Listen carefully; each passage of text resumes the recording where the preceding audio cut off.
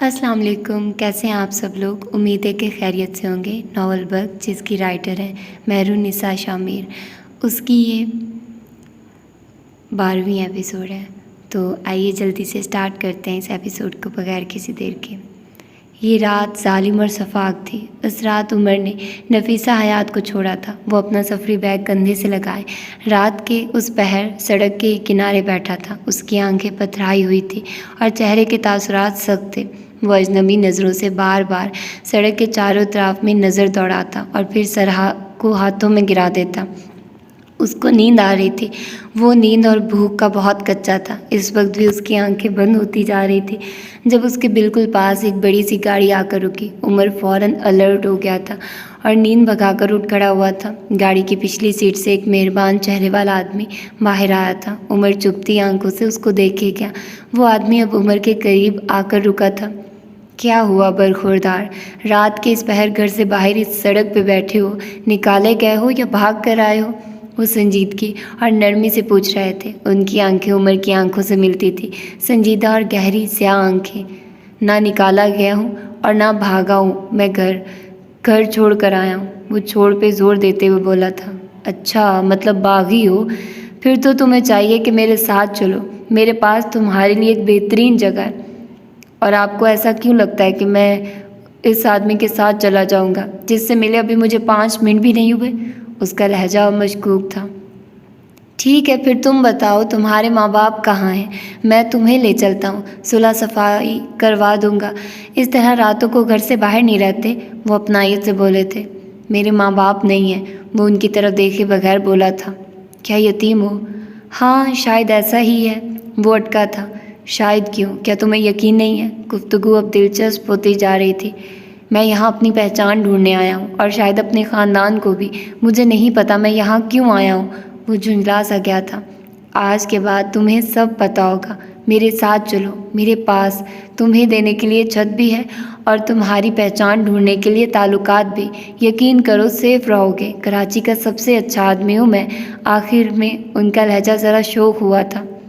मैं आप पे एतमाद नहीं करता, इसलिए मैं आपके साथ नहीं जाऊंगा। मैं अपने दम पे अपना ख़ानदान ढूंढ लूँगा। उसका लहजा दो टोक था। ये कराची है बेटा, लोगों का समंदर रहता है यहाँ।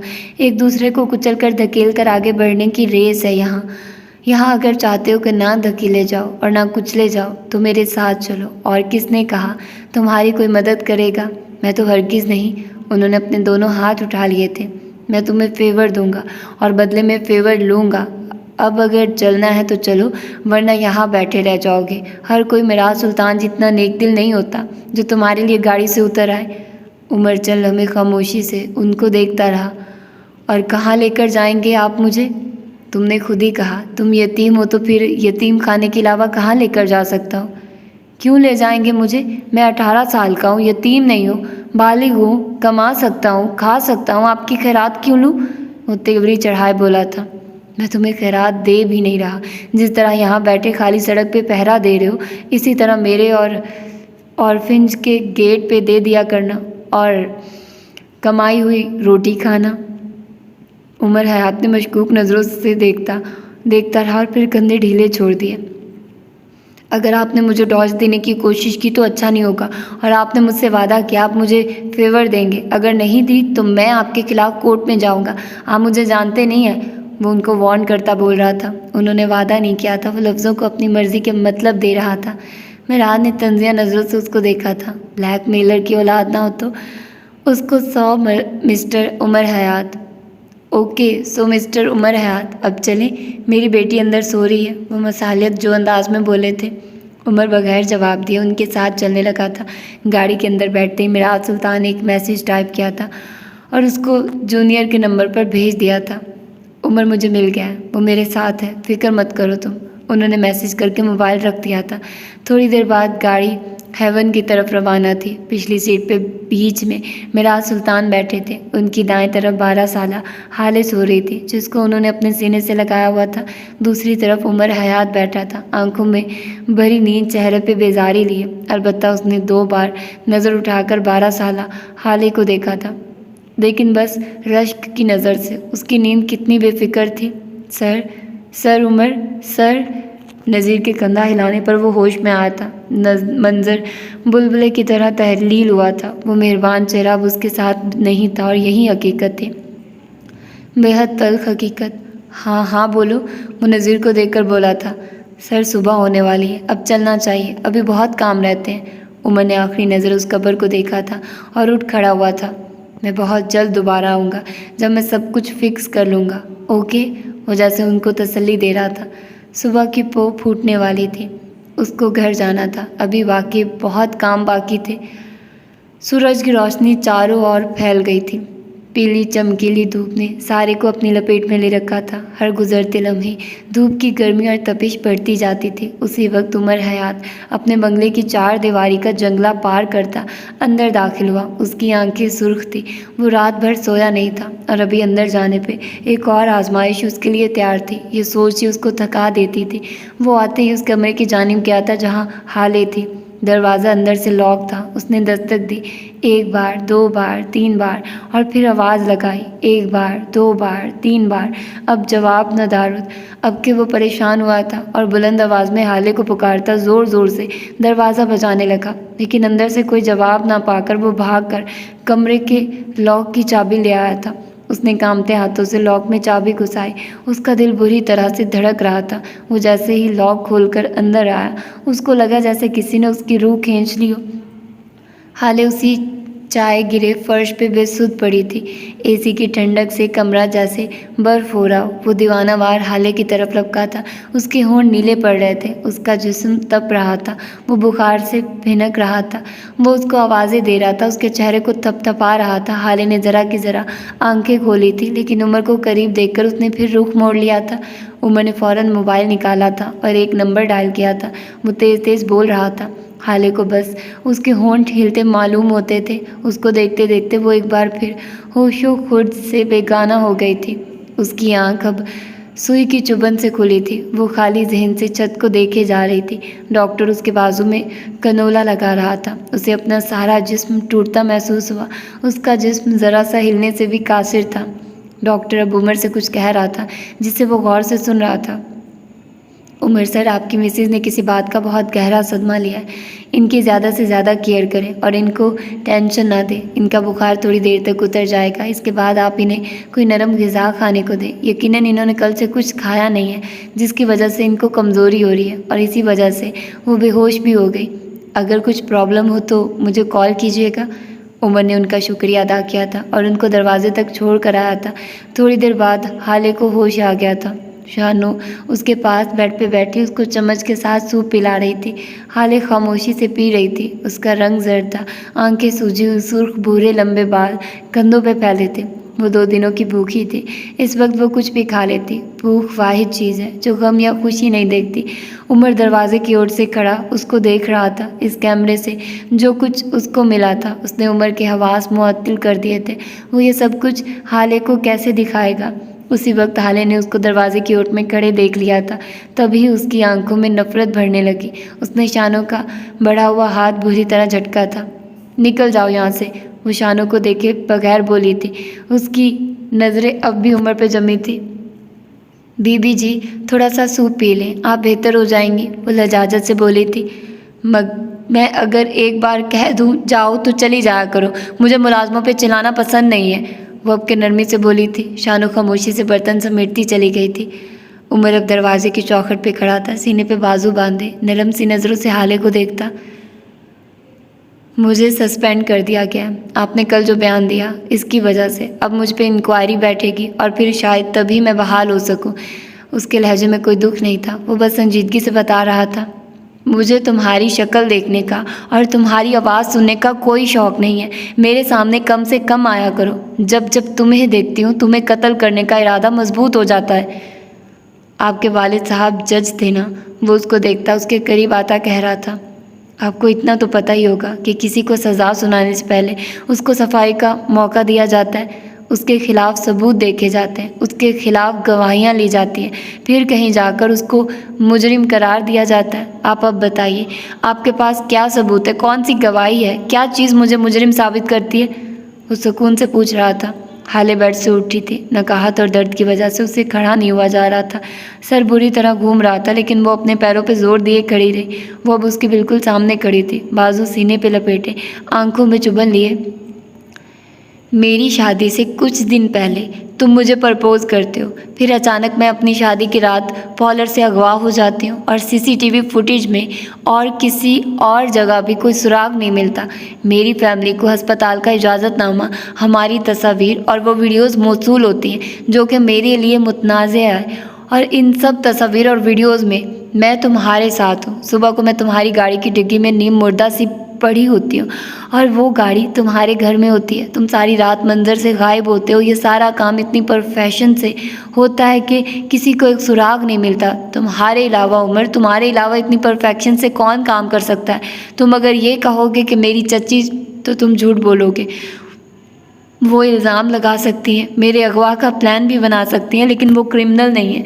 वो ज़्यादा से ज़्यादा किसी गुंडे को हायर कर सकते हैं और गुंडे मवाली ऐसे परफेक्ट काम नहीं करते। वो सते हुए चेहरे के साथ बोलती उसके सामने से हटी थी और बाहर जाने को कदम मोड़े थे जब उसको अकब से उमर की आवाज़ बुलंद होती महसूस हुई। आप कहाँ जा रही हैं? हाले दरवाजे की चौखट पे रुक गई थी। तुम्हें ये हक किसने दिया कि तुम मुझसे सवाल जवाब करो? तुम्हें क्या लगता है तुमने मेरे साथ जो कुछ भी किया मैं माफ़ कर दूंगी? तुम्हें थाने जा रही हूँ। मैं पहले तुम पे अगवा की FIR कटवाऊंगी और इसके बाद तुमसे खुला का केस दायर करूंगी। मैं तुमसे घर की 4 दीवारी में भी तलाक ले सकती हूँ, लेकिन इसमें मज़ा नहीं आएगा। आखिर को तुम्हें भी वो ज़िल्लत झेलनी चाहिए जो मैंने झेली है। ये सब मैं तुम्हें इसलिए बता रही हूँ क्योंकि मुझे पीछे से हमला करना पसंद नहीं है। मैं कल रात अस्पताल गया था, मुझे वहाँ से कुछ मिला है। वो उसकी बात का जवाब दिए बगैर बोल रहा था। कुछ ऐसा जिसके बाद आपके पास मुझसे ज़्यादा बड़े दुश्मन होंगे, जिसके बाद आप खुद पे की गई ज़्यादतियाँ भूल जाएंगी। आपको चाहिए कि एक बार देख लें। वो कभी भी ये बात ना करता अगर उसको हाले के चले जाने का खौफ ना होता। हाले उसकी बात नज़रअंदाज करती आगे बढ़ने लगी जब उमर ने एक बार फिर आवाज़ लगाई थी। आपके बाप को कत्ल किया गया है हाले, वो बुलंद आवाज़ में बोला था। हाले जहाँ थी वहीं रुक गई, साकित, मुतहिर, शल। वो फटी फटी नज़रों से उमर को देखे गई। शौक, बेयकीनी, सदमा क्या था जो इस वक्त उसकी आंखों में नहीं था? तुम ऐसा कैसे कह सकते हो? उसने खुद को बोलते सुना। मेरे पास सबूत हैं, वो उसको देखते हुए बोला था। हाले ने बेख्तियार दरवाजे का सहारा लिया था। उमर ने फ़ौरन आगे बढ़कर उसका हाथ थामना चाहा, जिसे हाले ने झटक दिया। आपको आराम की ज़रूरत है, आप आराम करें, हम इस बारे में बाद में बात करेंगे। प्लीज़ आप लेट जाइए। थोड़ी देर वो फिक्रमंदी से कह रहा था। मुझे दिखाओ क्या है तुम्हारे पास, किसने किया है ये सब बताओ मुझे, वो फटी हुई आवाज़ में चिल्लाई थी। मैं आपको कोई भी सबूत सिर्फ तब दूंगा जब आप अपने पैरों पे चल कर मेरे पास आएंगी, सेहतमंद और कंट्रोल्ड। इससे पहले मैं आपको एक चीज़ भी नहीं दिखाऊंगा। सो मिसिज़ हाले सुल्तान, अपने बेड पे वापस जाइए और अब सिर्फ तब आइएगा जब आपको किसी चौखट का सहारा न लेना पड़े। लड़खड़ाते कदम सच नहीं सुन सकते। आपके अगवा का इल्ज़ाम तो पहले ही लग चुका है मुझ पे, अब आपको सच बताकर कत्ल का केस खुद पे नहीं लगवा सकता। वो बोलकर रुका नहीं था, लंबे लंबे डग भरता चला गया था, जबकि हाले उसी दरवाजे के साथ लगी बैठती चली गई थी। इस वक्त उसको अपने साथ होने वाला कोई जुल्म याद नहीं था। अगर कुछ याद था तो बस अपना बाप। कोई कैसे किसी का बाप उससे छीन सकता है? महरमा ट्रॉली में चाय और नाश्ते का सामान लिए यूसुफ सुल्तान के कमरे में जा रही थी। उसने सादा सब्ज रंग का लॉन का सूट पहन रखा था। भूरी आंखें हल्की सुर्ख थी। शायद नींद न पूरी होने की वजह से उसने कमरे के दरवाजे पर दस्तक दी थी और फिर दरवाज़ा पूरा खोलकर अंदर चली गई। यूसुफ सुल्तान अपने बेड पर बैठे थे। वो 2 दिन में ही सदियों के बीमार लग रहे थे। महर ने ट्रॉली उनके सामने रखी और अब वो उनके लिए चाय बना रही थी। महर, मेरी हाले कहाँ है? कुछ पता करो उसका, कोई ले आओ उसको। मैंने रात मेराज को देखा, वो मेरे ख्वाब में आया था। वो मुझसे बड़ा नाराज़ था। मेरी हाले की वजह से मैंने उसको निकाल दिया। ये मैंने कैसे किया? खुदा के लिए उसे ले आओ। मैं सारी ज़िंदगी तुम्हारा एहसान नहीं भूलूंगा। उसे ले आओ। वो महर को देखते रंधे हुए लहजे में कह रहे थे। चाय बन चुकी थी। महर ने चाय उनकी साइड टेबल पर चाय का कप रखा और ख़ुद उनके साथ बेड पे जा बैठी। उनका बूढ़ा हाथ अपने हाथ में लिया। यूसुफ सुल्तान ने झटका नहीं, उसके अंदर तक सरशारी फैल गई। वो उसके लिए सफ़ीर से भी बड़ी नेमत थे। अब्बा, वो चली गई है। मैंने उसको रोका, हसन ने भी रोका, लेकिन वो नहीं रुकी। मिराज बाबा ने उन्होंने कल हाले का निकाह उस उमर हयात के साथ करवा दिया था। वो अब यहाँ नहीं आएगी। अब्बा वो बड़ी ज़िद्दी है, बिल्कुल अम्मी की तरह। आप सब्र करें, कुछ वक्त तक सब्र में उसे आपके पास ले आऊँगी, क्योंकि मैं मेहर माँ आपसे सारी दुनिया से ज़्यादा मोहब्बत करती है। मेरे पास सबसे कीमती ताल्लुक़ आप हैं। मैं आपके लिए कुछ भी कर सकती हूँ। मेरा ख़ानदान बस आप हैं। मैं उसे ले आऊँगी अब्बा, आपके लिए। वो उनके हाथ पे हाथ रख के यकीन दहानी करवा रही थी। यूसुफ सुल्तान ने उसका हाथ ज़रा सा ऊंचा किया और अपने करीब लाकर चूम लिया। मैं तुम पे भरोसा करता हूँ मेहर, बस मुझे मेरे हाले ला दो। तुम ला सकती हो, तुम ही ला सकती हो।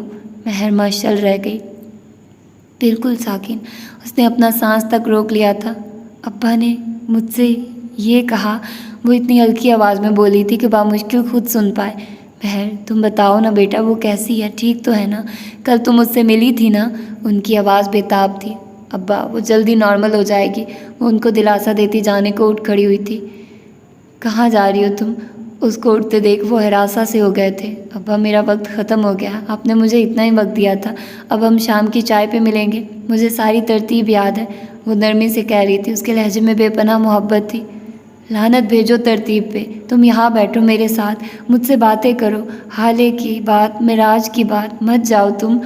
वो ऐसी बेबसी से बोले थे कि मेहर का दिल पसीजा था। वो बैठ गई थी। उसे इससे ज़्यादा क्या चाहिए होगा? ये उसकी ज़िंदगी की सबसे बड़ी ख्वाहिश थी। ये वक्त भी अजीब शय है। एक से उसका बाप ले गया था तो एक को बाप की शफकत मिल गई थी। वक्त ने अगर किसी को नवाजा था तो वो मेहर माँ वहाज थी। उमर के जाने के बाद हाले मरे मरे कदमों से उठी थी और दराज पे पड़ी सब दवाइयों को मुट्ठी में भरकर फांक लिया था। उसका जिस्म अब भी नकाहत ज़दा था, उसे कमज़ोरी महसूस हो रही थी। वो चंद लम्हे बेड पे बैठी गहरे सांस लेती, खुद को पुरसुकून करती रही और फिर बेड पे गिरने के अंदाज में लेट गई। शायद इन गोलियों में कोई नींद की गोली भी थी, जिसकी वजह से उसको लेटते ही नींद आ गई थी। इस वक्त जब उसकी आंख खुली तो करवट के बल अपने बेड पे लेटी थी। कंफर्टर उसके ऊपर सेट था। बुखार उतर चुका था और अब जिस्म का दर्द भी काफ़ी हद तक कम हो गया था। थोड़ी देर तक इसी तरह पड़े रहने के बाद वो उठ बैठी थी। सुबह उमर की बात एक झमाके के साथ उसके जहन में आई थी। उसकी धड़कन तेज़ होने लगी थी, दिल में दर्द सा उठने लगा था। वो हिम्मत करती उठी थी और वॉशरूम में बंद हो गई थी। थोड़ी देर बाद जब वो बाहर निकली तो काफ़ी फ्रेश लग रही थी, अलबत्ता आंखों का कर्व वाज़े था। वो कमरे से निकलकर नीचे चली आई। शानू से उमर के बारे में पूछा। वो छत पे बैठा था। शानू ने उसका रास्ता समझा दिया। उसने जैसे ही छत पे कदम रखा, उमर सामने ही जाए नमाज पे बैठा नजर आया। हाले की आंखों में किरचियाँ सी भरने लगी। वो खुदा के बंदों को रुसवा करने के बाद अब खुदा को मनाने में लगा था। वो चलती हुई उसके बिल्कुल पास जाकर खड़ी हो गई। ऐन उसके अकब में उसने उमर की पीठ को देखते बोलना शुरू किया।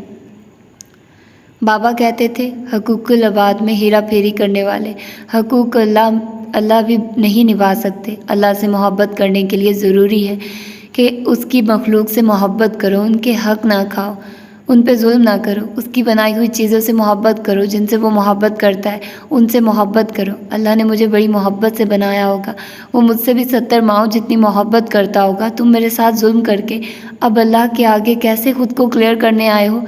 तुम्हें खुदा से शर्म नहीं आती? वो तंजिया से लहजे में कह रही थी। उमर ने उसकी जानिब नहीं देखा था। उसकी नज़रें डूबते सूरज और नारंगी से स्याह होते आसमान पे जमी थी। मेरी अम्मा कहती हैं, अल्लाह के साथ अपना मामला हमेशा दुरुस्त रखो। बंदों का क्या है, शिकवा शिकायत करना उनका काम है। हकूक़ुल इबाद कभी ना कभी ठीक हो जाते हैं या कर लिए जाते हैं। हकूक़ अल्लाह ना ख़राब हो किसी भी नफ़रत या मोहब्बत की वजह से।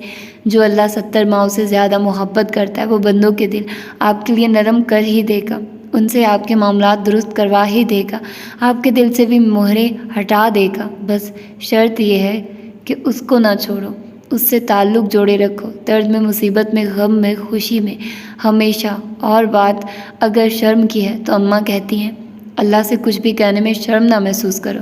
उससे कह दो जो दिल में है, जो दिमाग में है, सब कह दो। वो खुदा है, उससे हमारी बात करने की ज़रूरत नहीं है, हमें है। अगर हल चाहिए तो उससे बात करो, बग़ैर शर्माए, बग़ैर झिझके। उससे मदद मांगो, उससे पुकारो। हकूक़ अल्लाह में कोताही ना करो। हकूक़ुल इबाद खुद ब खुद दुरुस्त होने लगेंगे, क्योंकि जो खुदा के सामने झुकता है, उससे मोहब्बत करता है, उससे डरता है, वो उसके बंदों के साथ गलत कर ही नहीं सकता। अल्लाह उसका दिल खुद ही नरम कर देता है। बिल्कुल चिड़ियों की तरह आप। मुझे तुम्हारी बातों से कोई सरोकार नहीं उमर। इधर देखो मुझे, मैं अपने कदमों पे खड़ी हूँ। मुझे बताओ मेरे बाप के साथ क्या हुआ है। आखिर में उसकी आवाज़ कांपी थी। अपने वालिदैन की बीमारी या मौत के बारे में बात करना किसी भी औलाद के लिए सबसे मुश्किल काम होता है। वो खामोशी से उठा था, चाय नमाज तय की थी और नीचे चला गया था। थोड़ी देर बाद जब वो वापस आया तो उसके हाथ में एक लैपटॉप और यूएसबी थी। वो वहीं छत पे पड़े एक मैट पे बैठ गया था। हाले को इशारे से बैठने का इशारा किया था। वो मारे बंधे उससे ज़रा फासले पर बैठ गई थी। वो वाकई अपने ख़ानदान के आदमी को वहाँ अकेला छोड़कर नहीं आया था। वो किसी ऐसे को छोड़ आया था जो कभी झूठ नहीं बोलता, जो चाह कर भी झूठ नहीं बोल सकता था, जिसकी वफादारी गैर मशरूत थी। उसने वहाँ कैमरा छोड़ा था, उसने वहाँ मशीन छोड़ी थी। इंसान झूठ बोल सकते थे, मशीन नहीं। उमर ने यूएसबी कनेक्ट की थी। फाइल्स पे क्लिक करके उसने यूएसबी में मौजूद वाहिद वीडियो पे प्ले का बटन दबाया था। लैपटॉप की स्क्रीन पे एक मंजर उभरा था। मिराज सुल्तान तकियों से टेक लगाए नेम दराज थे। हाले ने बेख्तियार अपने दिल पे हाथ रखा था। वो अब कभी उनको इस तरह नहीं देख पाएगी। उसका दिल डूब कर उभरा था। उसी वक्त अस्पताल के उस पुरतइश वार्ड में शम्स सुल्तान दाखिल हुए। उनके हाथ में एक आसमानी रंग की मोटी फाइल थी। वीडियो क्लियर थी, उस वीडियो से उभरती आवाज़ें क्लियर थी। कानों में पिघला शीशा डालती आवाज़ें, रूह खींचते मंजर सब क्लियर थे। हाले बगैर पलक झपके सांस रोके उस मंजर को देखे गई। वो मिराज सुल्तान के पास रख के सोफे पे बैठ गए थे। उमर ने कुछ मनाजिर स्किप किए थे। अब उसने दोबारा वीडियो को चंद मिनट आगे से शुरू किया था। शम्स सुल्तान अब कह रहे थे, भाईजान मैं आपसे एक बात करना चाहता हूँ। जानता हूँ सही वक्त नहीं है, लेकिन बहरहाल करना तो है ही। कारोबार को डिले नहीं किया जा सकता। असल में बात यह है, मुझे कुछ पैसे चाहिए। मैं कहीं इन्वेस्ट करना चाहता हूँ और मुझे आपकी मदद चाहिए। मैं क्या कर सकता हूँ शम्स? तुम्हारे पास मुझसे ज़्यादा प्रॉपर्टी है। मेरे पास तो बस एक घर है और एक दो प्लॉट्स। घर मैं हाले के नाम कर चुका हूँ और दो प्लॉट्स हसन की पढ़ाई और शादी के लिए। वो मेरे बच्चों की सेफ्टी है। तुम मुझसे क्या चाहते हो? उनका लहजा संजीदा था। शम्स मुस्कराए थे। आप भूल रहे हैं भाईजान, आपके पास हेवन है। अब भी लोग उसको मार्केट प्राइस से डबल प्राइस पे ख़रीदने को तैयार हैं। और वो अस्पताल और हेवन के साथ वाली ज़मीन, आप ये सब कैसे भूल गए भाई? अगर इन सब में से कोई एक जगह भी बेच दी जाए तो हमें करोड़ों का फ़ायदा हो सकता है। आप मेरे साथ मिल जाइए भाई, फिर देखिए कि हमारा कारोबार कहाँ से कहाँ पहुँच जाएगा। राज सुल्तान सीधे होकर बैठ गए थे। किसने कहा कि अब वो कारोबार हमारा है? उनकी ठंडी आवाज़ ने जैसे शम्स को बर्फ़ कर दिया था। जिस दिन मैं यहाँ से बाहर आऊँगा, मैं तुम्हारी कंपनी से अपने शेयर्स निकाल लूँगा। मैं अपना 25% ले लूँगा, क्योंकि अब मैं मज़ीद तुम्हारे साथ कोई कारोबार नहीं करना चाहता। जो लोग मेरी औलाद के ना हो सके वो मेरे क्या होंगे? तुम लोगों ने मेरे बच्चों पे हाथ उठाया, वो भी तब जब मैं सिर्फ अस्पताल में एडमिट था। अगर मैं मर गया तुम लोग तो मेरे बच्चों की बोटियाँ नोच लोगे। शम्स, मैं अब सुल्तान मंजिल भी वापस नहीं आऊँगा। मैं अपने बच्चों और बीवी के साथ कहीं और शिफ्ट हो रहा हूँ। तुम्हारे और मेरे रास्ते आज के बाद अलहदा हैं। नहीं भाई, आप ऐसा नहीं कर सकते। इस वक्त अगर आपने अपने शेयर्स निकाल लिए तो मैं बर्बाद हो जाऊंगा। मैं आपको हरगिज़ ऐसा नहीं करने दूंगा। मैं आपका भाई हूँ, आप मेरे साथ ऐसा कैसे कर सकते हैं? वो मारे बौखलाहट के यहाँ से वहाँ चक्कर लगाने लगे थे। ठीक है, मैं तुम्हें वक्त देता हूँ, तुम स्टेबल हो जाओ। मैं भाई हूँ तुम्हारा, तुम्हें बर्बाद होता नहीं देख सकता। लेकिन तुम्हारे पास बस 6 महीने, इसके बाद मेरा तुम्हारे कारोबार से कोई ताल्लुक़ नहीं होगा। और अगर तुम्हें पैसों की ज़रूरत है तो तुम मेरा एक प्लॉट बेच दो और जब तुम स्टेबल हो जाओ तब वापस कर देना। वो सहूलत से कह रहे थे। मुझे आपका प्लॉट नहीं चाहिए, मुझे हेवन चाहिए। आपको एक बात क्यों समझ नहीं आती? हाले मेरे घर आती तो हेवन मुझे मिल जाता, लेकिन आपकी बदकिरदार बेटी से ये बर्दाश्त ना हुआ और भाग खड़ी हुई। लेकिन अब आपको मेरा काम करना होगा। हेवन मुझे देना होगा भाई। अगर मैं आपके बच्चों पे हाथ उठा सकता हूँ तो उन्हें जान से भी मार सकता हूँ। अगर अपने बच्चों को बचाना चाहते हैं तो खामोशी से हेवन को मेरे नाम कर दें भाई। आपके लिए और आपके ख़ानदान के लिए यही बेहतर होगा। वो तैश से चिल्ला रहे थे, जबकि मिराज ठंडी और पुरसुकून नज़रों से उनको देख रहे थे। तुम मेरे बच्चों को मारने की बात कर रहे हो शम्स? कुछ देर कबल तो तुम ये कह रहे थे कि तुम मेरे भाई हो। उनके लहजे में अफसोस था। शम्स की आंखों का तासुर एकदम बदला था। अब उन आंखों में बेहिसी और सर्द मोहरी थी। तुर्क कहावत है, जब कोई कहे मैं तुम्हारा भाई हूँ तो पूछ लेना हाबिल या काबिल। मैं काबिल बन गया हूँ भाई। आपने बना दिया है। हमेशा आपसे बर्तरी की ख्वाहिश को दिल में दबा कर रखा, लेकिन आज नहीं। हमेशा आपकी कामयाबी को अपनी कामयाबी समझा, लेकिन अब नहीं। अब आपको मेरे लिए कुछ करना होगा भाई। सारी ज़िंदगी मैं क्यों कुर्बानी दूँ? कभी मिराज सुल्तान क्यों कुर्बानी ना दे? हमेशा मैं ही क्यों नाकाम रहूं? कभी आप क्यों नाकामी का मुंह ना देखें? मैं आपसे बहुत मोहब्बत करता हूं भाई, लेकिन अब और नहीं। अब आपको मेरे लिए कुछ करना चाहिए। आप आधे मर चुके हैं, अब आपको पूरा मर जाना चाहिए, या फिर आपके बच्चों को, हाँ उनको मर जाना चाहिए। मैं आपके बच्चों को मार दूंगा भाई। वो पागलों की तरह तेज़ तेज़ बोलते उस वक्त कोई जुनूनी लग रहे थे। मिराज सुल्तान के इत्मीनान में कोई फ़र्क नहीं आया था। जाओ शम्स, मार दो, एक गोली नहीं 4-4 मारो। अगर मेरे बच्चों की मौत तुम्हारे हाथों लिखी है तो मार दो जाकर, और अगर उनकी ज़िंदगी लिखी है तो तुम चाहे पूरा पिस्टल उन पे खाली कर दो, वो बच जाएंगे। उनका बाल भी बका नहीं कर सकते तुम। शम्स, तुम मुझे मेरे बच्चों की मौत से नहीं डरा सकते। मेरे पास दिन में 10 लोग आते हैं बिल्कुल तुम्हारे जैसे। ऐसी धमकियाँ मुझे रोज़ मिलती हैं। तुम मुझे डरा नहीं सकते, सो बेहतर है यहाँ से चले जाओ। Get lost. शम्स हंसने लगे थे ज़ोर ज़ोर से। यहाँ से वहाँ घूमते वो हंसते जाते थे। आप नहीं जानते मैं क्या क्या कर सकता हूँ भाई। मैं आपके बच्चों को गोली से नहीं मारूंगा। मैं हाले और उस लड़के की तस्वीर सोशल मीडिया पे डाल दूंगा। सारी दुनिया उस पर थू थू करेगी। उसकी दोस्तें, उसका ख़ानदान, हर कोई उसके किरदार की बात करेगा। वो बाहर जाने से कतराएगी, उसका शख्सियत मसख हो जाएगी। आपकी बेटी जीते जी मर जाएगी भाई। ज़िल्लत से बड़ी मौत कोई नहीं होती। आपका बेटा हर रोज़ अपनी बहन को देखेगा तो उसको सब कुछ याद आएगा। उसके दोस्त, उसका सर्कल, हर कोई उसे तंज़िया नज़रों से देखेगा। हर कोई उसकी बहन की बात करेगा। पहले वो डिफेंड करेगा, फिर गुस्सा करेगा, और एक दिन वो इस सब से बेजार हो जाएगा। वो सोशल होना छोड़ देगा, वो कॉलेज छोड़ देगा, वो अपनी बहन से लड़ेगा, खुद से मुँह छुपाएगा, वो डैमेज हो जाएगा भाई। और उससे बड़ी मौत कौन सी होगी? वो हंसते थे जहरखंद हंसे।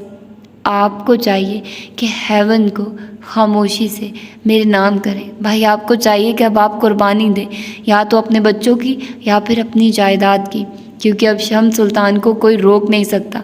मैं काबिल बन गया हूँ भाई। अब आपको फैसला करना होगा कि आज काबिल के हाथों किसकी मौत होगी। अगर आपके बच्चों की ना हुई तो वो रुके थे, बस एक लम्हे को तो आपकी मौत होगी भाई। मैं आपको मार दूंगा, लेकिन हेवन नहीं छोड़ूंगा। मिराज सुल्तान ने शाकी नज़रों से शम्स को देखा। मैं तुम्हारा भाई हूँ शम्स, वो एक एक लफ्ज़ पे ज़ोर देकर बोले थे। तुम मुझे मार दोगे? तुम मेरे बच्चों को मार दोगे? तुम क्या बन रहे हो यार? क्या हो गया है तुम्हें? हम दोनों के दरमियान ऐसा क्या आ गया है? तुम मेरे भाई हो शम्स, मेरा वारिस। तुम मुझे मार दो, आओ मार दो, मुझे फ़र्क नहीं पड़ेगा, लेकिन तुम बर्बाद हो जाओगे। तुम्हारा सुकून ख़त्म हो जाएगा, तुम्हारी नींदें उड़ जाएंगी। गिल्ट तुम्हें मार देगा। मुझे मारकर अपने साथ जुल्म मत करो, मेरे बच्चों के साथ जुल्म मत करो। हसन बहुत छोटा है, हाले के बगैर मेरी सांसें उखड़ती हैं। अपने और मेरे साथ जुल्म मत करो, हर जुल्म का बदला देना पड़ता है, ये मत करो मेरे भाई। मेरी बात सुनो, तुम्हें पैसे चाहिए हैं? तुम मेरा 25% ले लो। ये मैं मौत के डर से नहीं कह रहा, ये मैं अपने भाई को गुनाह से बचाने के लिए कह रहा हूँ। तुम मेरे प्लॉट्स बेच दो, मेरा घर बेच दो, मैं तुम्हें हेवन भी दे देता, खुदा की कसम मैं दे देता। लेकिन शम्स, मैंने मस्जिद में बैठकर अपने खुदा से वादा किया था कि मैं हेवन प्रोजेक्ट को कभी भी अपने ज़ाती मफादात के लिए इस्तेमाल नहीं करूँगा। कोई मोहब्बत, कोई चाहत, किसी भी जज्बे को खुद पे हावी नहीं होने दूँगा। मैं खुदा के साथ किया वादा नहीं तोड़ सकता, और तुम्हें खुद के साथ और अपने साथ जुल्म करने नहीं दे सकता। मेरे भाई, खुद के साथ जुल्म मत करो, काबिल मत बनो। वो उनको देखते हुए नरमी से कह रहे थे। उनके लहजे में भाई के लिए मोहब्बत थी, फ़िक्र थी, खलूस था। शम्स ने चल लम्हा उनको सुना था, देखा था, उनकी बातें अपने जहन में जल्द करने की कोशिश की थी, लेकिन नहीं, अब नहीं। उन्होंने ज़ोर ज़ोर से अपनी गर्दन नफ़ी में हिलाई थी। आपकी जज्बाती तकरीर मुझे मुतासिर नहीं कर सकती। मैं एक मशीन हूँ, एक रोबोट। मेरा मकसद बस पैसा है, मेरा इश्क, मेरा जुनून बस पैसा है। ऐसी लफाजियों ने कई साल पहले ही मुझ पे असरअंदाज होना छोड़ दिया था। मेरे सीने में कोई दिल नहीं है जो पिघल जाए। आप मुझे नहीं रोक सकते भाई। आपने हमेशा अपनी इन्हीं बातों की वजह से मुझ पे बर्तरी हासिल की, मुझसे बेहतर पाया। मैंने सब कुछ बर्दाश्त किया। क्या आपको हक पहुंचता था कि आप मुझे हज़ारों लोगों के बीच में खड़े होकर थप्पड़ मारें? मैं कितने दिन शर्मिंदा रहा, आपको अंदाज़ा है? आपने मुझसे माफ़ी तक नहीं मांगी भाई। हमेशा आपने हमेशा मेरे साथ यही किया है, खुद को बेहतरीन साबित किया और मुझे लूज़र, मुझे फेलियर। उन्होंने अपनी पेशानी पे आया पसीना साफ किया था। आज नहीं, आपकी बातें आज नहीं सुनूंगा मैं। आपको बस एक काम करना है, बस एक। उन्होंने लपक कर वो आसमानी फाइल उठाई थी और मिराज के बिल्कुल सामने जाकर खड़े हो गए थे। इस फाइल पे साइन कर दे भाई, आपको करना होगा, क्योंकि अब आप मुझे नहीं रोक सकते। आपको चाहिए कि अब घर बैठना चाहिए, आपको चाहिए कि अब घर बैठना चाहिए। वैसे भी आपकी बेटी ने जो कुछ भी किया, इसके बाद सारा शहर हम पे थू थू कर रहा है। बस आप साइन कर दें प्लीज़। वो उनके हाथ में ज़बरदस्ती पेन थमाते हुए कह रहे थे। ये किस चीज़ के पेपर्स हैं? उनके सुकून में रत्ती बराबर फ़र्क नहीं आया था। शम्स दिल खोल कर मुस्कुराए थे। इन पेपर्स में साफ साफ लिखा है कि आप मिराज सुल्तान अपना हेवन प्रोजेक्ट मुझे यानी शम्स सुल्तान को बेच रहे हैं और इसके बदले मेरी कंपनी में 25% शेयर्स खरीद रहे हैं। मैं जानता हूँ मेरी कंपनी के 25% शेयर्स की वैल्यू बामुश्किल आपके हेवन के प्रोजेक्ट की कीमत के 40% के बराबर हो जाए। आपकी प्रॉपर्टी ज़्यादा कीमती है, वो हीरा है, और आप इसको कौड़ियों के दाम बेच रहे हैं। लेकिन हम तो भाई हैं ना, आखिर में तंजिया से हंसे थे। साइन करिए भाई, साइन। अब के मिराज के चेहरे पे इज़्तिराब फैला था। ये झूठ है, बिल्कुल झूठ, बकवास है ये। मैंने वो 25% खरीदे हैं, मैं तुम्हें पे कर चुका हूँ। शम्स तुम झूठ बोल रहे हो, मैंने तुम्हें रकम दी थी, मैंने अपने असासे दिए थे। ये बकवास है, झूठ है। उनकी आवाज़ हकलाने लगी थी। शम्स ने इस्तज़ाइया नज़रों से उनको देखा था। अच्छा, क्या वाकई? क्या सबूत है आपके पास कि आपने मुझसे वो शेयर्स खरीदे थे और आपने रकम भी अदा की थी? कोई मुआहिदा, कोई कागज़ का टुकड़ा कुछ तो होगा। कहाँ है कुछ? बताइए भाई, क्या सबूत है आपके पास? आज तक मेरी कंपनी के सब शेयर्स मेरे नाम पे हैं। भाई, आपको जो 25% देता रहा हूँ उसे मेरी इमदाद समझ लें। और मिराज सुल्तान को जैसे ट्रक ने कुचल दिया। वो साकित हो गए, बिल्कुल बर्फ। मैंने कहा था शम्स, हम मुआहिदा कर लेते हैं, लेकिन तुमने बस रकम ली। तुमने कहा था तुम मेरे भाई हो। उनकी आवाज़ टूटी फूटी थी। शम्स के चेहरे पे मकरूर सी मुस्कुराहट आई थी। वो उनके करीब झुका था, बिल्कुल कान के पास। जब कोई आपसे कहे मैं आपका भाई हूँ तो पहले पूछ लेना हाबिल या काबिल। वो उनके कानों में सूर फूंक कर पीछे हटे थे। मिराज सुल्तान का हाथ सीधा अपने दिल पे गया था।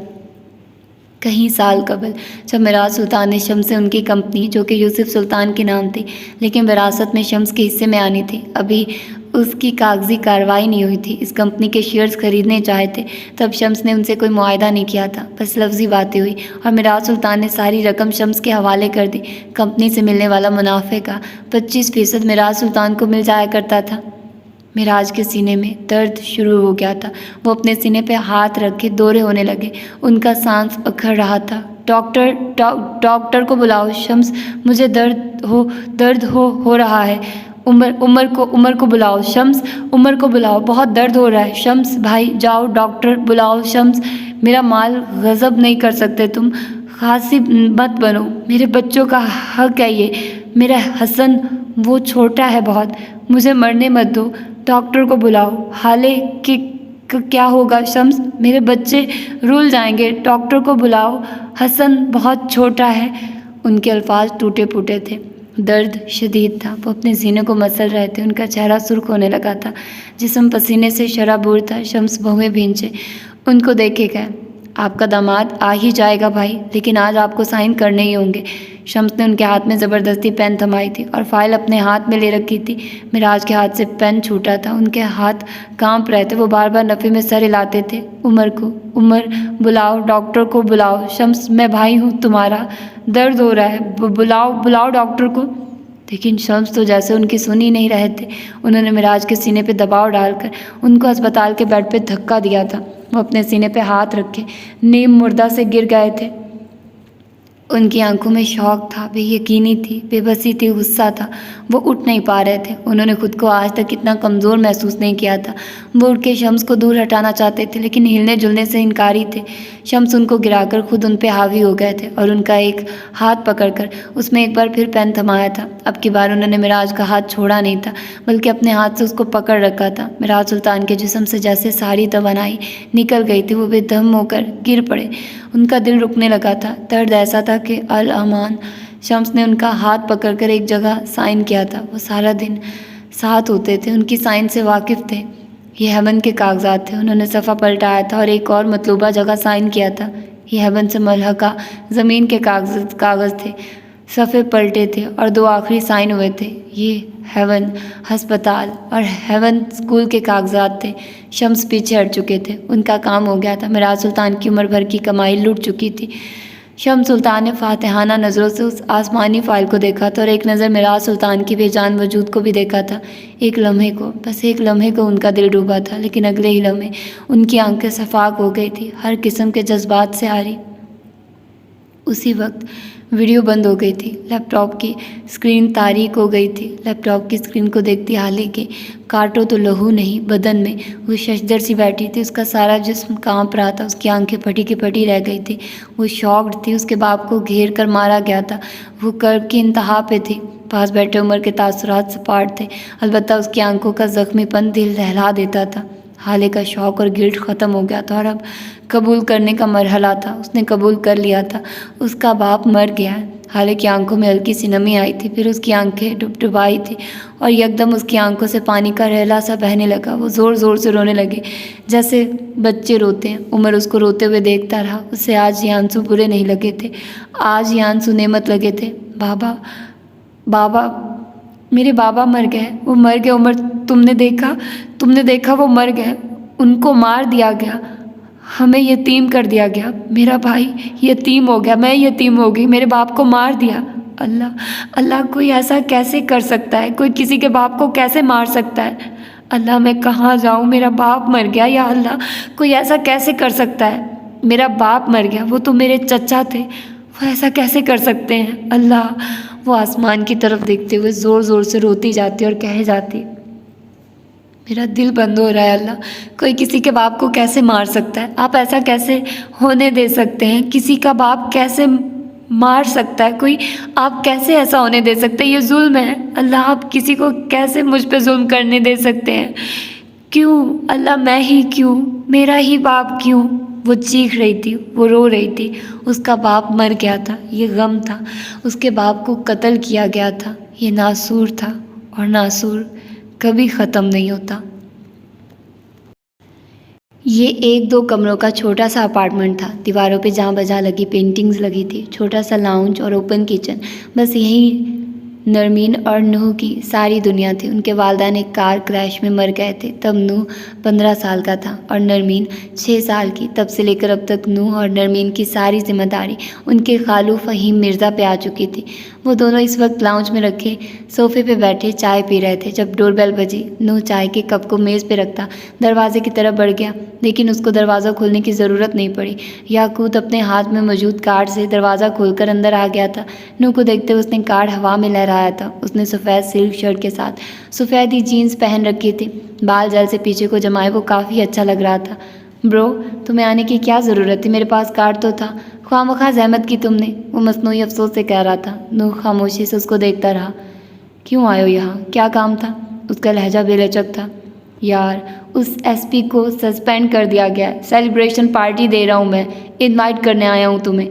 वो दोनों चलते हुए लाउंज में आ गए थे। याकूत एक सोफ़े पे दब से गिर गया था। उसके ज़रा फासले पे नरमीन बैठी थी। नरमीन एक दुबली पतली सी साफ रंगत और स्याह लंबे बालों वाली खुश शक्ल सी लड़की थी। उसके चेहरे में सबसे ज़्यादा मुतासिर कुन उसकी सब्ज़ आंखें थी। आंखों का ये रंग उसकी अपनी माँ से मिला था। वो पक्की पठान थी। अपने पेरेंट्स की वफ़ात का हादसा नरमीन के जहन से चिपक कर रह गया था। उसका दिमाग कमज़ोर था, वो छोटी छोटी चीज़ों से डर जाती थी। वो अपनी उम्र की लड़कियों जितनी चालाक नहीं थी, बल्कि ये कहना बेहतर होगा कि वो मासूम थी, बेहद मासूम। याकूत को देखकर उसने सलाम किया था। नूह ने नागवारी से ये मंजर देखा था। नरमीन बेटे, तुम अंदर जाओ, उसने नरमी से अपनी बहन से कहा था। याकूत ने गर्दन मोड़ के नूह को मुस्कुरा कर देखा था। और मेरे लिए कॉफ़ी कौन बनाएगा? वो हनूज मुस्कुरा रहा था।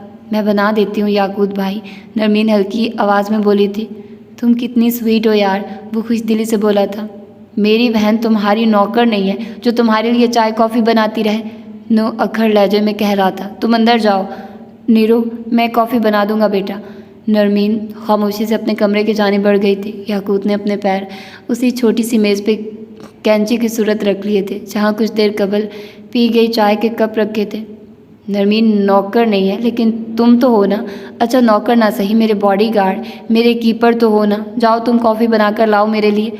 उसका लहजा नॉर्मल था, लेकिन उसकी आंखों में इस्तज़ा था। नूह ने चल हमें चुभती हुई नज़रों से उसको देखा था और फिर किचन की तरफ बढ़ गया था। Espresso double shot. याकूत ने पीछे से हाँक लगाई थी। थोड़ी देर बाद नूह एक ट्रे में 2 कॉफ़ी के मग लिए आ रहा था। सोफे पे बैठते हुए उसने एक मग याकूत को थमाया था और दूसरा ट्रे में ही रखा था। वो गैर आरामदेह सा बैठ गया। वाह यार, क्या बात है तुम्हारी, वो कॉफ़ी का घूंट भरते हुए बोला था। मैंने इतनी अच्छी कॉफ़ी ज़िंदगी में दूसरी बार पी है। पहली बार बताऊं कब पी थी? कब? नूह ने बेजारी से सवाल किया था। 1 हफ्ता पहले, जब मैं साशा के साथ यहाँ तुम्हारे घर आया था। तब नीरू ने हम दोनों के लिए जो कॉफ़ी बनाई थी। उफ, क्या बात थी उसकी। वो आंखें बंद किए महजूज सा कह रहा था, जबकि नूह मिर्ज़ा के चेहरे का रंग एकदम बदला था। वो एक झटके से उठ खड़ा हुआ था। तुम साशा को मेरे घर लाए थे? तुम्हारी हिम्मत कैसे हुई? तुम अपनी गर्लफ्रेंड को लेकर मेरे घर आए, मेरी गैर मौजूदगी में, मेरी बहन की मौजूदगी में। वो बच्ची है, मासूम, क्या असर पड़ा होगा उस पर? तुम्हारी जुर्रत कैसे हुई? ओह खुदाया, वो साशा कितनी बदज़बान है। गाली दिए बगैर ना उसकी बात शुरू होती है और ना ख़त्म। हर 10 मिनट बाद वो एक सिगरेट पीती है। तुम ऐसी लड़की को मेरे घर ले आए, मेरी बहन के पास, किसकी इजाज़त से? वो बोल नहीं रहा था, घबरा रहा था। उसका बस नहीं चल रहा था कि याकूत का मुंह नोच दे। रिलैक्स ब्रो, अब इतनी भी बच्ची नहीं है तुम्हारी बहन। और क्या हो गया अगर मैं अपनी गर्लफ्रेंड को यहाँ ले भी आया? मैं यहाँ से गुजर रहा था, सोचा तुम्हारे घर से होता जाऊँ। तुम नहीं थे और नीरू ने मुझे मजाते खुद दावत दी तो मैं आ गया अंदर। बट आई स्वेयर साशा ने स्मोकिंग नहीं की थी यार। वो उठा था और नूह के पास जाकर उसके कान के करीब झुका था। उसने बस एक ड्रग डोज लिया था, वो सरगोशी नुमा आवाज़ में कहकर हटा था। नूह का रंग सफ़ेद पड़ने लगा था, उसकी आंखें बेयकीनी से फैली थी। उसने बगैर यहाँ वहाँ देखे याकूत को बाजू से पकड़ा था और उसे तकरीबन घसीटता हुआ दरवाजे की जानिब ले जाने लगा। याकूत हंसते हुए उसके साथ खिंचा जा रहा था। नूह ने उसको दरवाजे से बाहर धक्का दिया था और दरवाजे पे हाथ रख के उंगली उठाकर उसको वार्न किया था। याकूत, मेरी बहन और मेरे घर से दूर रहो। आज के बाद अगर तुम मेरे घर के करीब भी भटके तो खुदा की कसम मैं तुम्हें अपने हाथों से मार दूंगा। ठा की आवाज़ से दरवाज़ा उसके मुंह पे मारते वो अंदर बढ़ गया था। नरमीन यहाँ आओ फ़ौरन। वो लाउंज में खड़ा दहाड़ रहा था। नरमीन फ़ौरन कमरे से निकल आई थी। उसकी आंखों में इस्तेजाब उभरा था। थोड़ी देर पहले वो अच्छे मूड में था। उस दिन याकूत को अंदर क्यों आने दिया तुमने और मुझे बताया क्यों नहीं? वो भाई, उन्होंने कहा था कि मैं आपको ना बताऊं, वरना क्या? बोलो, अब मुंह क्यों बंद कर लिया है? वरना वो फिर कभी भी हमारे घर नहीं आएंगे। मैं डर गई थी, उनके ना आने से डर गई थी। वो मदम सी आवाज़ में बोली थी। नूह के जिस्म का सारा खून उसके चेहरे पे सिमट आया था। उसका दिल डूब कर उभरा था। उसकी ज़बान गुंग हो गई थी। वो उसके ना आने के डर से इतना कुछ कर सकती है तो उसके आने के लिए क्या कुछ करेगी। इस ख्याल ने नूह को बर्फ कर दिया था। यहाँ आओ, उसने खुद को बोलते सुना। नरमीन मरे मरे कदम उठाती उसके करीब आ गई थी। नूह ने नरमी से उसको अपने कंधे से लगाया था। मेरी बात सुनो बेटे, वो यहाँ अब कभी भी नहीं आएगा, कभी भी नहीं। और तुम अब कभी उसका इंतज़ार नहीं करोगी। वो अच्छा लड़का नहीं है, तुम उसके बारे में नहीं सोचोगी। वादा करो भाई से, वो नरमी और मोहब्बत से कह रहा था। नरमी ने मासूमियत से सर हिला दिया था, जबकि नूह ने अब भी लब भींच रखे थे। ओह खुदाया, ये क्या हो गया था? रात की तारीकी हर लम्हा बढ़ती जा रही थी। वो अब तक खुद को उसी छत पे बैठा महसूस कर रही थी। उसका जहन, दिल, आंखें सब वहीं थी। वो अब रो नहीं रही थी। उसका दिल हकीकत कबूल कर चुका था। अब वो गम में थी। अपने कमरे की बालकनी में खड़ी वो हर उस लम्हे को याद कर रही थी जो उसने अपने बाप के साथ गुजारा, जो उसने अपने चचा के साथ गुजारा। वो ज़रा सख्त थे, कभी कभी तल्ख भी हो जाते थे, लेकिन कत्ल, वो अपने ही भाई का कत्ल कैसे कर सकते थे? उसे रह रहकर तकलीफ़ उठ रही थी। उसे अपना दिल डूबता महसूस हो रहा था। 2 दिन से वो जिस हकीकत को कबूल नहीं कर पा रही थी वो आज थप्पड़ की तरह उसके चेहरे पे आकर लगी थी। दिल से खून रसने लगा था। ज़िल्लत, रुसवाई, बाप की मौत, क्या क्या सहे। उसने सर आसमान की जानिब उठाया था। उसकी आंखें नम होने लगी थी। या अल्लाह, ये क्या हो गया है? उसके लब फड़फड़ाए थे। गुलाबी होती आंखों से आंसू बहने लगे थे। मैं इतनी अच्छी मुसलमान कभी नहीं थी, लेकिन मैंने कभी किसी का दिल नहीं तोड़ा था। मैंने कभी किसी के ऐब जाहिर नहीं किए थे। मैंने कभी ख़ानदान नहीं तोड़े। फिर मेरा दिल क्यों टूटा अल्लाह? मैं क्यों रुसवा हुई? मेरा ख़ानदान क्यों छूट गया? मेरे अपने मुझसे क्यों अलग हुए? उसकी आवाज़ बहुत हल्की और ज़ुकाम ज़दा थी। मेरा बाप, वो तो बहुत अच्छे इंसान थे। अल्लाह, कोई उनको कत्ल कैसे कर सकता है?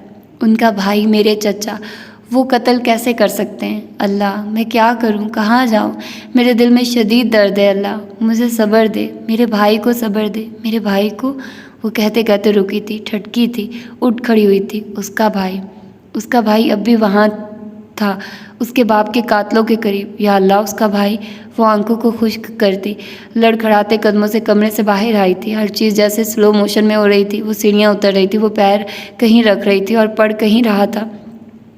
वो अब पथरीली रविश पे चलती बैरूनी दरवाजे की तरफ जा रही थी। उसके पैरों में जूते नहीं थे, उसके सर पे दुपट्टा नहीं था, उसका दिल और दिमाग सिर्फ एक जगह था, उसका भाई।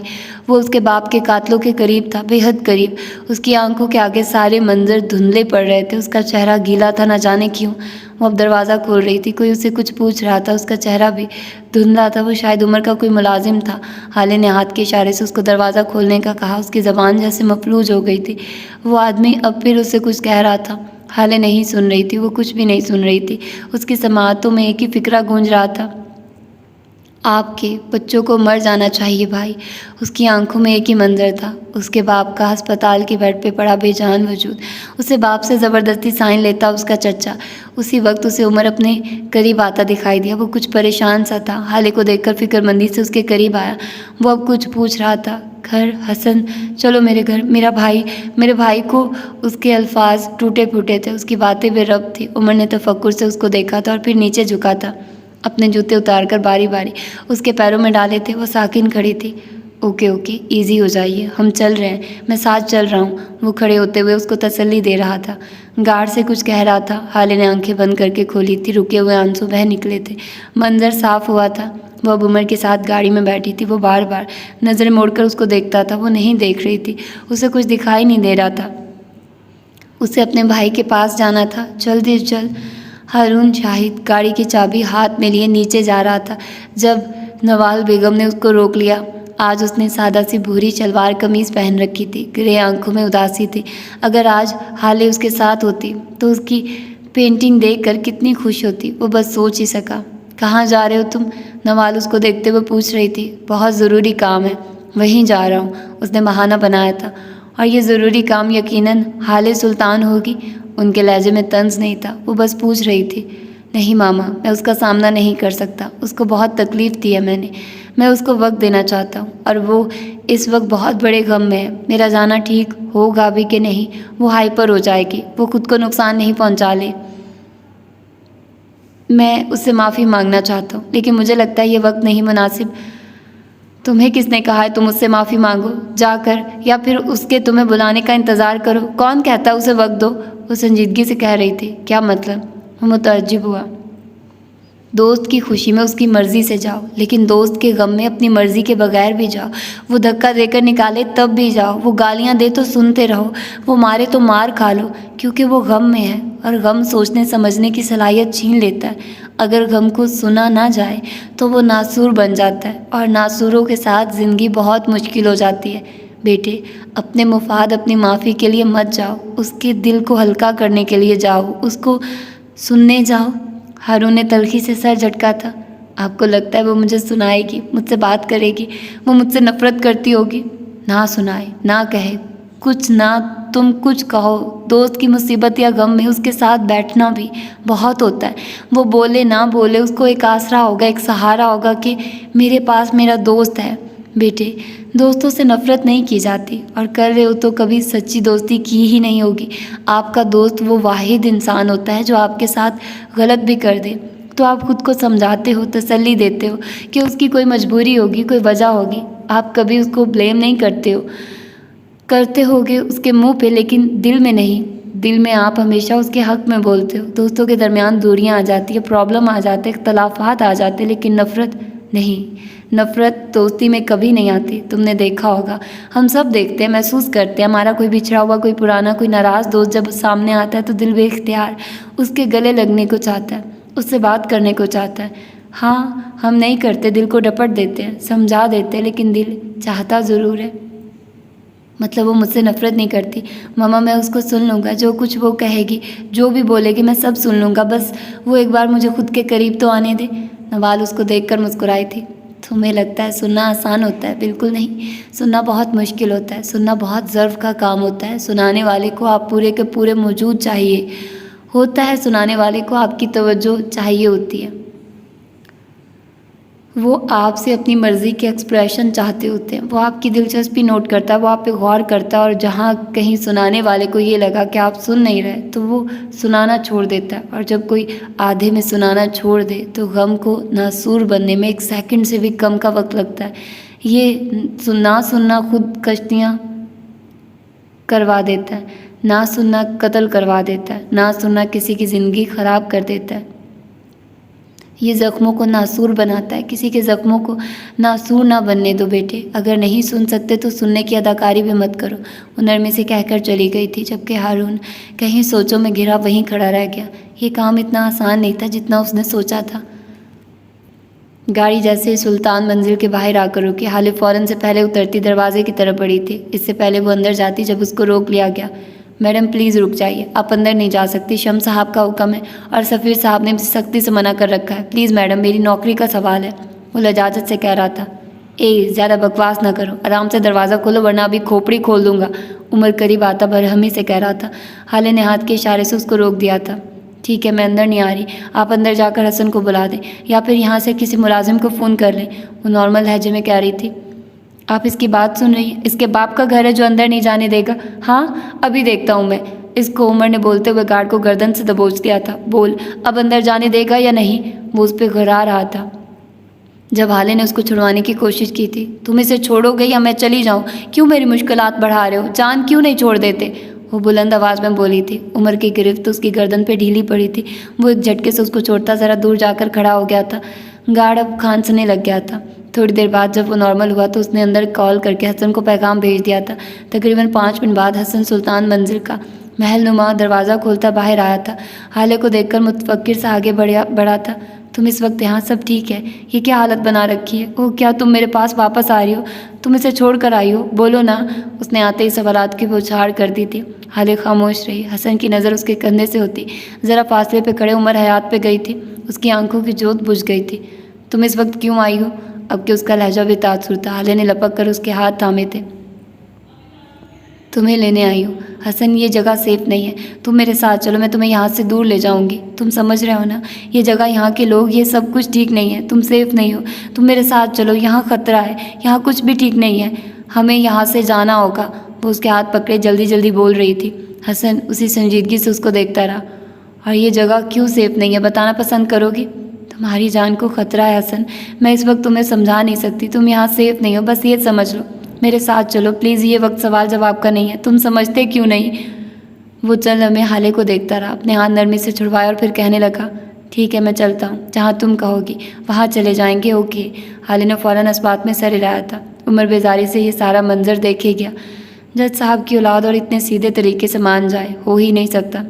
तुम मुझे लिख कर दो कि जहाँ तुम मुझे लेकर जाओगी वहाँ मैं मरूंगा नहीं, वहाँ मेरी जान सेफ रहेगी, वहाँ जाकर मेरी लिखी हुई मौत टल जाएगी। अगर तुम लिख कर दे सकती हो तो मैं चलता हूँ। हाले के ऊपर जैसे घड़ों पानी डाल दिया गया। मैं ये नहीं कर सकती, ये सब तो अल्लाह के हाथ में है, उसने खुद को बोलते सुना। दैट्स द पॉइंट, ये अल्लाह के काम है हाले। बाबा ने मुझे सिखाया है कि मौत से जितना भागोगे वो आपको ढूंढ ही लेगी। आप किसी पहाड़, किसी घार, किसी समंदर में छुप जाओ, वो आपको निकाल लेगी। उससे भागो मत, उससे हिफाजती इक़दाम ना करो, उसने जब आना होगा वो आकर रहेगी। सो तुम हाले सुल्तान, तुम मुझे मौत से नहीं डरा सकती और मैं हसन सुल्तान मौत के डर से यहाँ से भाग नहीं सकता। अगर मेरी मौत नहीं लिखी है तो यहाँ रहकर भी बच जाऊँगा, और अगर लिखी है तो तुम मुझे दुनिया के आखिरी कोने में भी ले जाओ, मैं मर ही जाऊँगा। उसके लहजे में तंज नहीं था, उसका लहजा हूबहू मेरा सुल्तान जैसा था, नरम दो टोक। हाले ने बगैर कुछ कहे वापसी के लिए कदम मोड़े थे। वो मिराज सुल्तान का बेटा था, वो उसे मौत से नहीं डरा सकती थी। मत जाओ हाले, मुझे तुम्हारी ज़रूरत है, मेरे साथ रहो। यहाँ नहीं रह सकती तो किसी और जगह ले जाऊँगा तुम्हें, लेकिन इसके साथ मत जाओ, उसने पीछे से पुकारा था। हाले बगैर जवाब दिए गाड़ी में बैठ गई थी। हसन ने लब भेज लिए थे। तुमने ये दूसरी बार किया हाले, तुमने मुझे दूसरी बार इस आदमी के लिए छोड़ा। वो बस सोच ही सका, खून का बदगुमा होना बहुत बड़ी अजियत होती है। वो सारी रात नहीं सो सकी थी। गम, गुस्सा, खौफ, बेबसी हर तरफ से घेरे हुए थी। सोच सोच कर उसका दिमाग फटा जा रहा था। गम के साथ साथ इंतकाम का जज्बा भी सर उठा रहा था। वो सोई जागी कैफियत में बेड पे पड़ी थी। उसी वक्त उसे अपने कमरे में बेड पे बिल्कुल करीब एक हेवला सा दिखाई दिया। हाले का सांस जहाँ था वहीं रुक गया। उसके लब बेयकीनी की कैफियत में खुले थे। बाबा, वो इतनी हल्की आवाज़ में बोली थी कि बाप मुश्किल खुद सुन पाई हो। वो बिल्कुल वैसे ही थे, तरोताज़ा, सेहतमंद, पुरसुकून। हाले शशदर सी उनको देखे गए। ये क्या हालत बना रखी है बच्चे? उनकी आवाज़ में फ़िक्र थी। तुम मेरी मजबूत बेटी हो, तुम हार नहीं सकती। मैंने तुम्हें हारना नहीं सिखाया। उसकी आंखें नम होने लगी थी। आप मुझे छोड़ के चले गए थे बाबा, मुझे लगा आप अब नहीं आएंगे। मैं डर गई थी। आप अब वापस तो नहीं जाएंगे ना? वो उनके करीब नहीं जा रही थी। उसे खौफ था कहीं वो उनके पास जाकर उन्हें खो ना दे। मुझे जाना था बेटे, मेरा वक्त आ गया था। मैं यहाँ मज़ीद नहीं रह सकता था। मेरा यकीन करो, मैं यहाँ से बेहतर जगह पे हूँ। लेकिन तुम हाले, तुमने खुद को क्या कर लिया? ये तुम नहीं हो, ये मेरी मजबूत बेटी नहीं है। उसके आंसू मज़ीद रवानगी से बहने लगे थे। मेरा ख़ानदान टूट गया बाबा, आप चले गए। हसन मेरे साथ नहीं आना चाहता। मैं इंतकाम लेना चाहती हूँ, लेकिन मैं इतनी मजबूत नहीं हूँ। मैं कैसे अपने हक वापस लूँ? मैं कैसे अपना ख़ानदान जोड़ूँ? आपको मरना नहीं चाहिए था। किसी भी बाप को मरना नहीं चाहिए। राज सुल्तान ने अफसोस से उसको देखा था। मैं नहीं बताऊंगा तुम्हें क्या करना है, तुम्हें खुद करना होगा हाले। अपने लिए लड़ना होगा, कोई तुम्हारा साथ नहीं देगा। ये कोई फेरी टेल नहीं है जहाँ कोई शहजादा आकर तुम्हारे गम समेट लेगा, तुम्हें अंधेरी घाट से निकाल लेगा, या फिर तुम्हारे फिरौन जैसे चचा से तुम्हारा महल वापस दिलवाएगा। ये ज़िंदगी है। यहाँ तुम्हें खुद गिरना होगा, खुद उठना होगा, खुद अपने ज़ख्मों पे मरहम रखना होगा। तुम्हारे लिए सिर्फ तुम हो हाले, सिर्फ तुम। तुम्हें अपने गिद्ध जैसे चचा से अपनी ज़मीन अपने दम पे लेनी होगी। अपनी फितना चची का इल्ज़ामात का सामना अकेले करना होगा। उनको झूठा अपने दिमाग से साबित करना होगा। तुम्हारे लिए हर दफ़ा सफ़ीर का उठता हाथ उम्र हयात नहीं रोकेगा। अपने भाई, अपने ख़ानदान को खुद जोड़ना होगा। याद रखो हाले, ये फेरी टेल नहीं है, ज़िंदगी है। यहाँ तुम्हें अपना शहज़ादा खुद बनना होगा।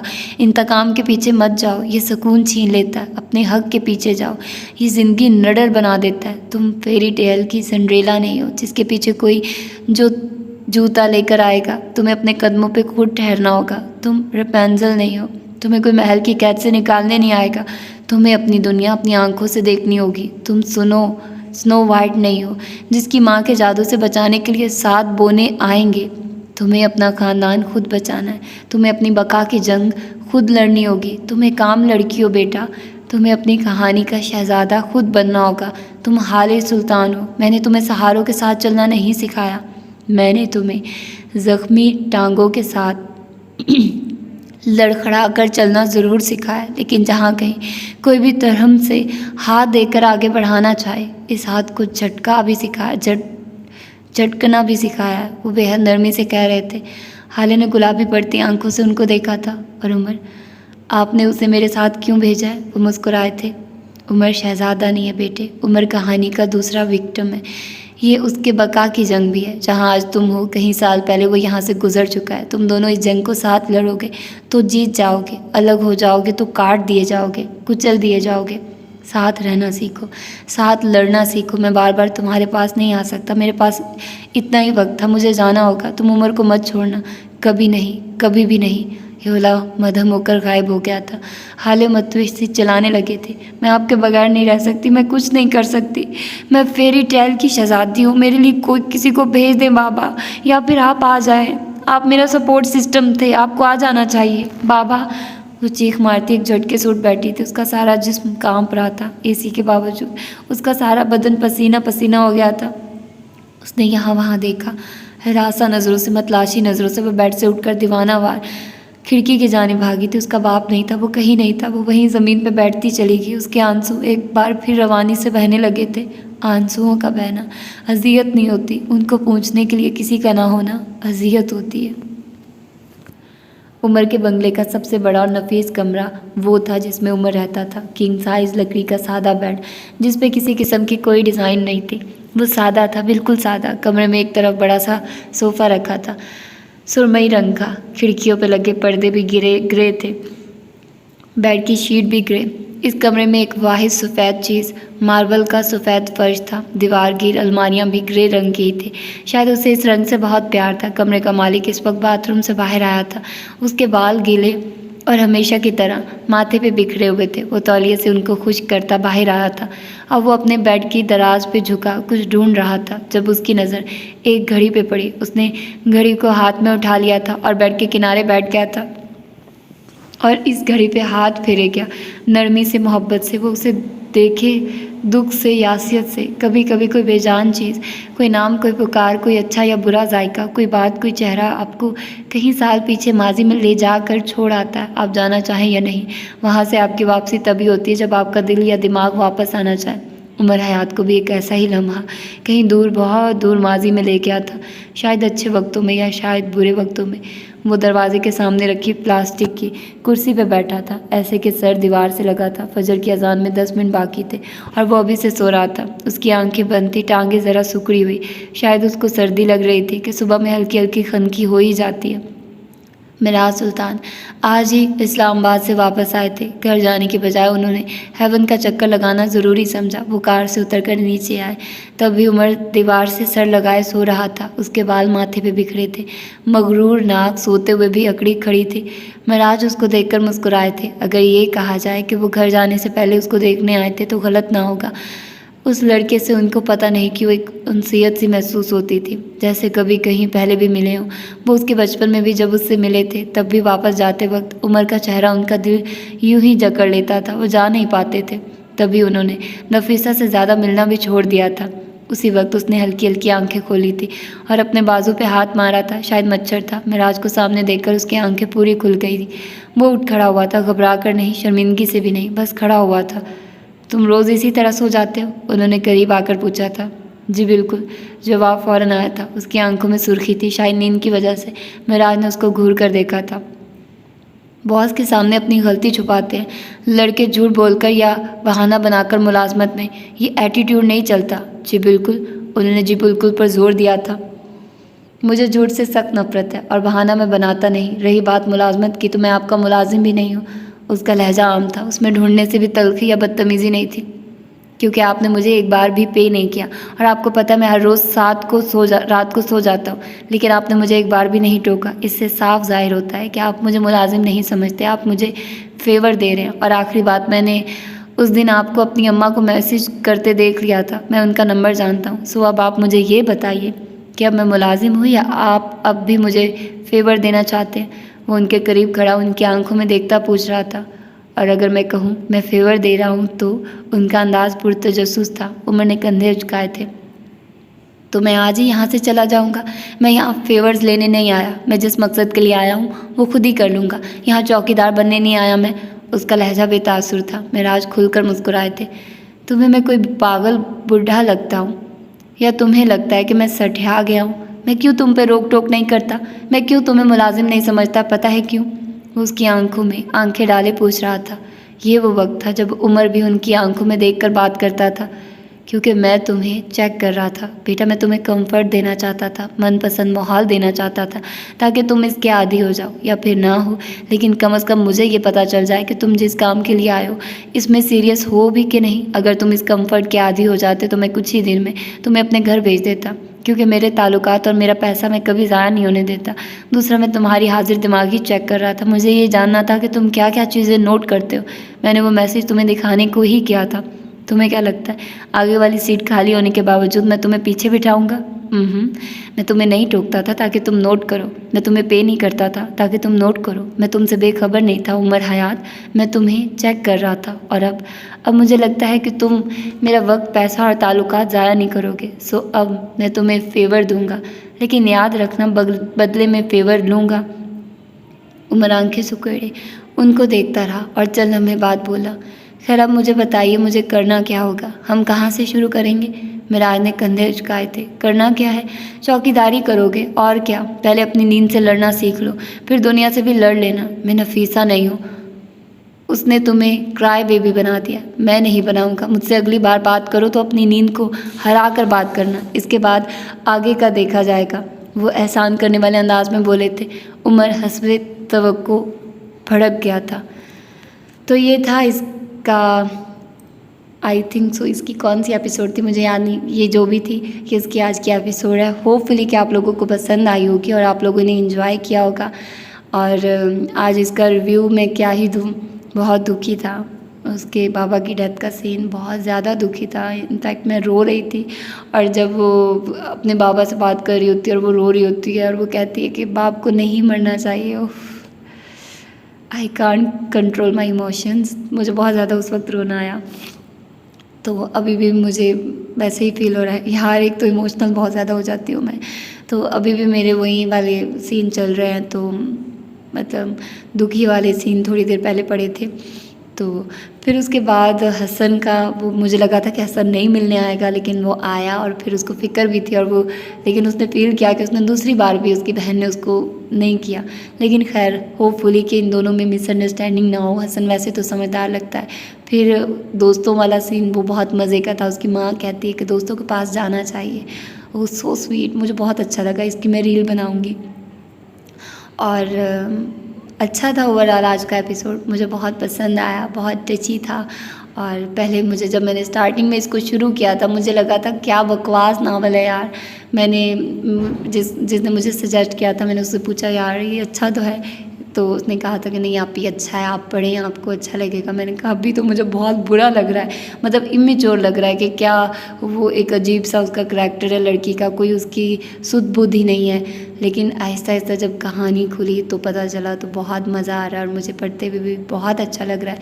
तो मिलते हैं इसके अगली एपिसोड में। अपना ढेर सारा ख्याल रखिएगा। अल्लाह हाफिज़।